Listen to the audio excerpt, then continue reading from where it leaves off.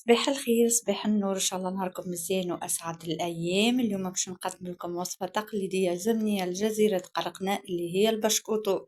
واليوم باش نعملو باللوز والجلجلين، بما أنه احنا قريب على أبواب رمضان نستحقوها في السحور، والليلة يميت هذه القهوة رمضان. وقبل ما نبداو في الوصفة ما تنساوش باش تشتركوا في القناة وتفعلوا الجرس باش يوصلكم كل ما هو جديد. نبداو وصفتنا على بركة الله. الوصفة هذه الدوز متاع كيلو بشكوطو، نستحقوا 4 بيضات، 900 جرام فرينة. نجمو نستحقوهم الكل ونجمو لا، انتي نوع الفرينة تشرب واللي لا. عنا 300 مليلتر زيت النوع اللي تحب عليه.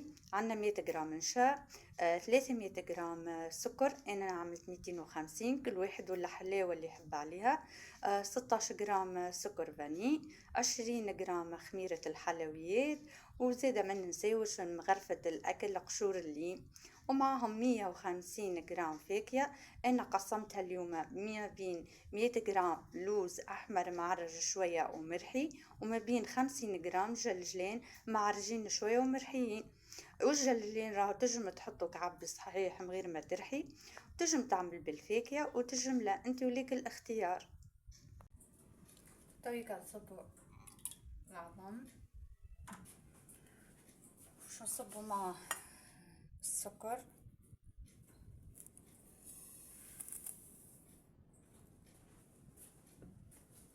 باش نصبو مع السكر فاني ونخلطو مليح لين يذوب السكر.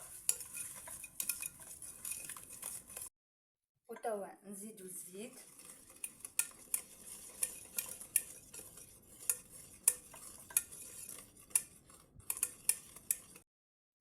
تويكا باش نزيدو النشا،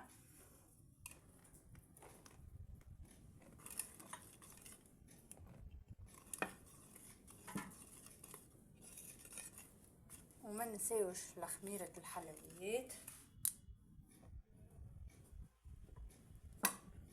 ومغرفة قشور الليم، ونخلطوهم.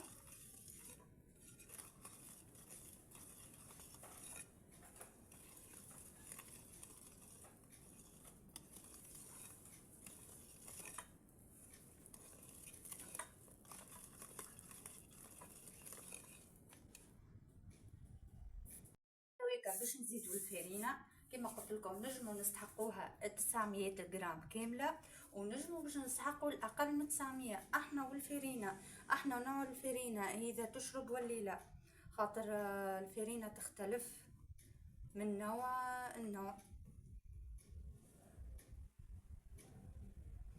اوكا احنا كل مرة معناتها نرميو فرينة ونخلطو ونشوفو كان معناتها استحقتهم الكل واللي اقل.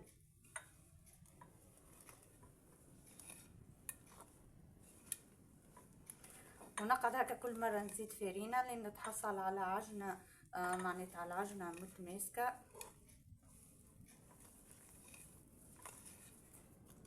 لك هي وصفة سريعة وتقليدية وزمنية وما تاخوش برشا وقت.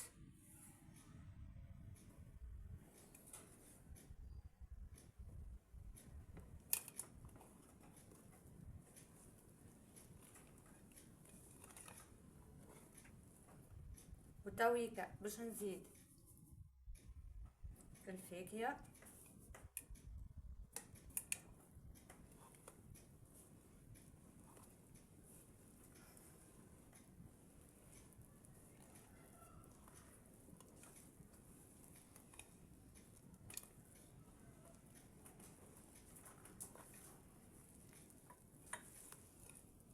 ونعاود نزيد الفرينة.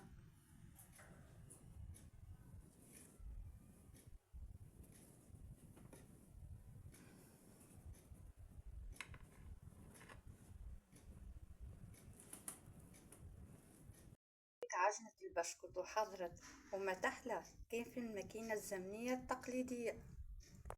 وبخصوص الطبق كان تحب تعمل معناتها تعمل الزيت، واللي تعمل بابي كويسون، وما يحلى القطو كما قلت لكم كان في الماكينة الزمنية التقليدية.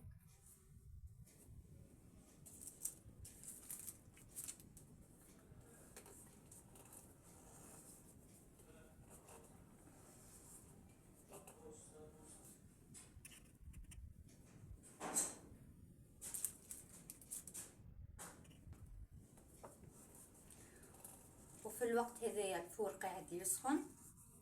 قبل كنا نهزوها للكوشة،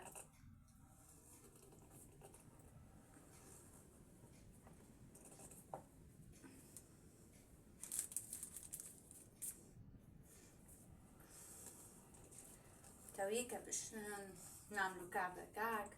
الزمنية اللي كنا نعملوها في الكوان متاع الطبق،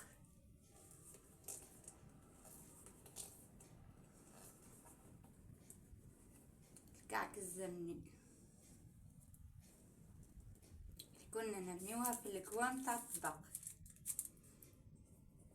قبل حسرة كانوا يتلموا الجدات والعائلة كاملة والأحفاد، ونبداو نحضروا قبل رمضان البشكوط، واللي قبل العودة المدرسية والسحور الرمضان.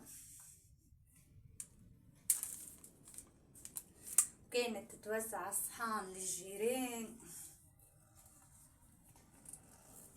محليها عاداتنا وتقاليدنا متاع قبل.